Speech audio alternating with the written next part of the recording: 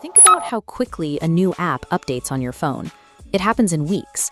But when that fast-moving software development cycle meets the reality of building a new jet engine or an electric car, the process slows down significantly, often taking 10 years to complete. That delay happens because the physical world does not forgive errors. If a line of code fails, an app crashes. But if an aerospace component fails, the consequences are disastrous. Every part has to be built and tested against millions of real-world variables, like heat and pressure, over and over again. Jeff Bezos is now stepping back into a hands-on leadership role for the first time since leaving Amazon to tackle this exact problem. He's launched a startup named Prometheus, which is already valued at $41 billion. The goal of the company is to develop what Bezos calls an artificial general engineer. He wants to compress what he calls the dream-build loop.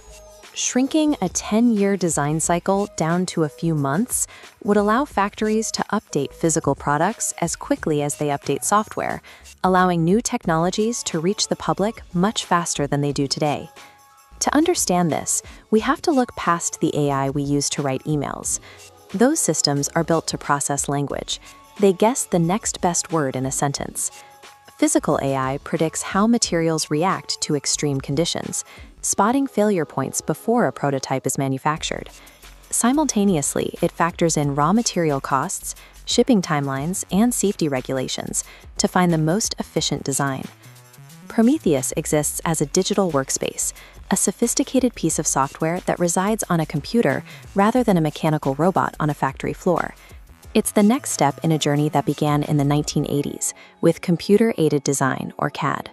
When CAD software replaced hand-drawn drafting, it didn't replace engineers.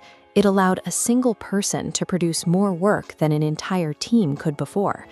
Prometheus is designed to be the ultimate engineering co-pilot.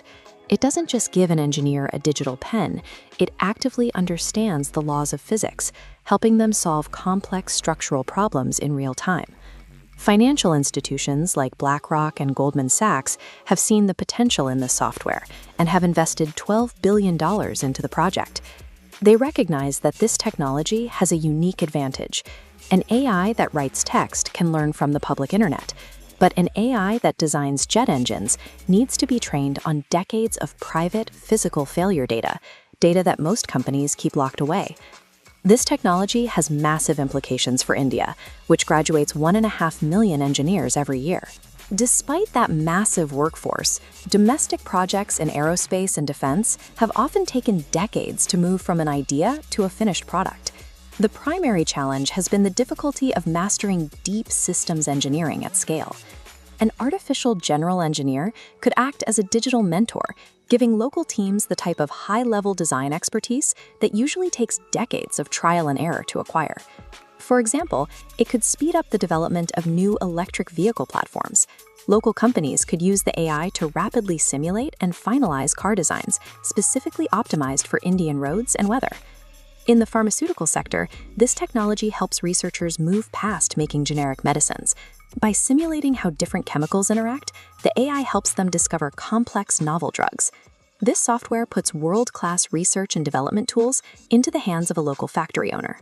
A small workshop in a manufacturing hub could optimize them parts with the same level of precision as a global corporation.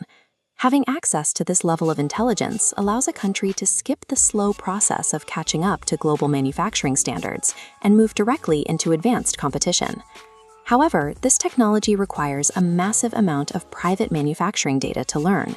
To provide good design advice, the AI needs to ingest the production logs and testing results from the factories using it. There is a risk that local factories could become mere data sources, feeding their hard-earned manufacturing secrets into AI models owned by foreign companies. This mirrors what happened during the IT boom of the 1990s.